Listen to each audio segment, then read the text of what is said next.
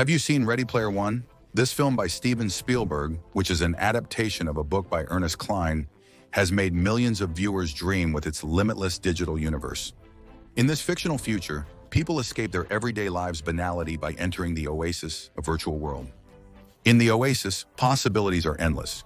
Users engage in futuristic races, explore alien worlds, collect digital treasures, but most importantly, it serves as a refuge where one can escape and reinvent their life.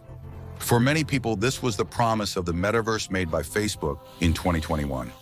A space to work, socialize, enjoy, and create a new life without leaving home. The company even renamed itself Meta at that time to show its ambition to turn this desire into reality. 3 years after immense hype, the billions of promised metaverse users have not materialized despite Meta's colossal investments. Is the metaverse dead or simply biding its time? In this entrepreneur mindset, we'll explore the metaverse's history, failures, controversies, and potential future.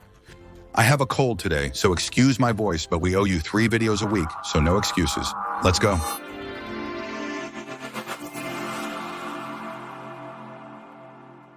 Beginning of 2021 bad memory, we were all still living in a confined world. The streets were empty, breathing was difficult through mandatory masks, social lives relied on screens, and people sought escape. We were promised that we would never see life as it was before again. In this context, the metaverse took off. Mark Zuckerberg, at the helm of Facebook, made a rather bold decision to transform his company into Meta. This name change was not just a simple rebranding, it was a statement as the Americans say. Meta wanted to position itself as the pioneer of the new internet, an immersive internet where everyone could live a second life. The dream envisioned a metaverse with 1 billion users by 2030, a booming digital economy involving billions in transactions for virtual goods, services, and property, where companies and brands would offer unparalleled experiences in this alternate reality. Meta has indeed led the way, with the entire tech industry mobilizing in just a few months. Microsoft, Epic Games, Nvidia, Roblox, and many others have joined the race. Banks even opened branches in virtual worlds like Decentraland. And I remember a Carrefour store that had opened. I had seen the ad in the one next to my house in Lyon, and I was wondering what the use would be to have one in the metaverse. Celebrities like Snoop Dogg, Justin Bieber, and many others were buying digital land in the form of NFTs at completely crazy prices, sometimes for several $1,000,000. And you might think they didn't know what they were doing because they weren't pros, but don't be fooled. Institutional investors showed interest in metaverse-focused funds. But why such a craze? The timing seemed perfect. Virtual and augmented reality advancements aimed to make this vision real. Global lockdowns had prepared mindsets for a transition to digital. The metaverse concept mirrors past revolutionary technologies like the internet and smartphones. But there were several problems. The metaverse concept, though captivating, was rather vague. In 2021, the nature of the platform, whether it was a gaming space, work platform, or an immersive social network, was largely unquestioned. The industry and media were too busy dreaming and raking in colossal sums. The technology also posed a problem. But we'll get back to that later in the video. What is certain, the first cracks in this perfect picture were going to appear very quickly.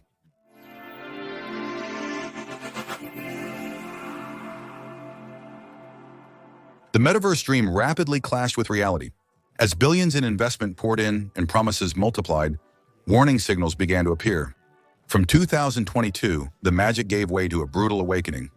The user experience was subpar, and the massive expectations became impossible to meet. In October 2021, Citibank estimated that the metaverse could reach a valuation of, hold on tight, $13 trillion by 2030. That's almost the gross domestic product of China, the world's second largest economy. But barely 2 years later, the indicators show that we are far from it.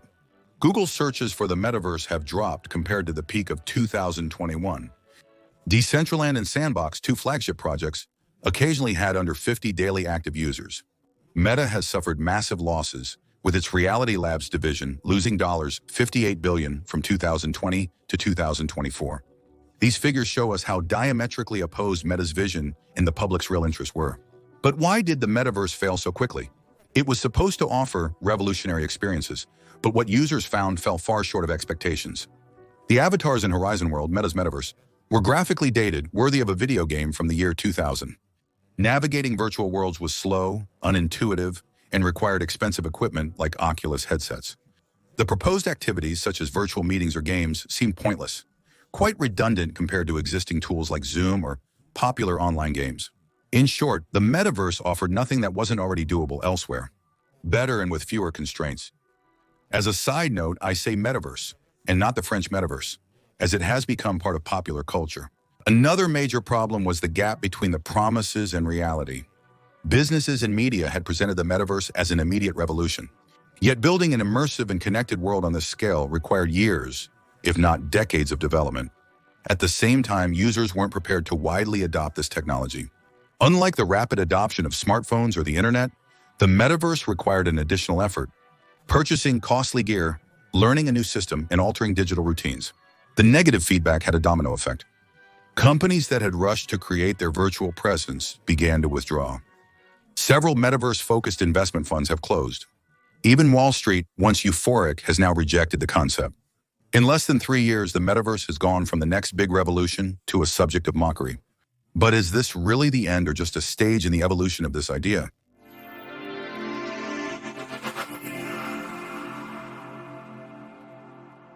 The loss of public interest has made one thing clear. The technology wasn't ready to realize this vision. Technical limitations behind the colossal ambitions slowed user and developer adoption and enthusiasm. The promise of total immersion mainly relied on devices like the virtual reality headset or augmented reality glasses. However, even the priciest VR headsets remain cumbersome and uncomfortable for extended use, as demonstrated in the video about the Apple Vision Pro's failure, linked in the description. Another issue is their high cost. Costing hundreds or even thousands of euros for Apple's, this technology is inaccessible to many people. The latency and visual quality were subpar, hindering the promised smooth and immersive experience. Despite Oculus headsets dominating with 60% market share, Meta has failed to increase sales. In 2023, VR headset sales in the US fell by 40%, showing increasing disinterest in the technology. Beyond the hardware, the platforms themselves were subpar. Meta's flagship project, Horizon World, was criticized for its lack of functionality, unintuitive interface, and subpar graphics. Another problem was that the virtual worlds had no interoperability. Despite promises, moving digital assets between platforms like Decentraland and Sandbox was not possible. These technical limitations created a fragmented experience that was far from the idea of a unified metaverse, where everything would be connected and fluid. Content is king, as they say, and the metaverse was sorely lacking in it. While some spaces offered virtual concerts or collaborative experiences, the majority of platforms offered few truly engaging activities. Users, after an initial visit out of curiosity, had no real reason to return. Platforms like Roblox or Fortnite were much more successful due to their diverse content and their already active community. But they existed long before the metaverse wave and didn't need this label to thrive. Ultimately, a key issue was the pace. The metaverse was touted as an impending revolution, but creating such an ecosystem demands time, experimentation, and robust technological foundations. It was marketed as a complete world-changing product, but it could have succeeded as a gradually evolving technology. This failure shows that it's not enough to just have a vision. Technologies like augmented reality, virtual reality, and artificial intelligence need to reach a sufficient maturity before hoping for mass usage. And above all, companies must answer an essential question. What does the metaverse really bring to everyday life that the current internet cannot offer? Despite criticism, huge losses, and lack of public interest, Meta remains committed to the metaverse. Far from it, for Mark Zuckerberg and his team, this failure is just a step in a long-term plan. But why continue to invest in an idea that already seems outdated? Meta aims higher. It wants to own the infrastructure of the next technological revolution. In its vision of the future, the metaverse is a full-fledged computing platform, not just a virtual space. By developing VR and AR headsets like the Oculus and Orion glasses, Meta aims to dominate the entire ecosystem. The idea is rather simple: independence.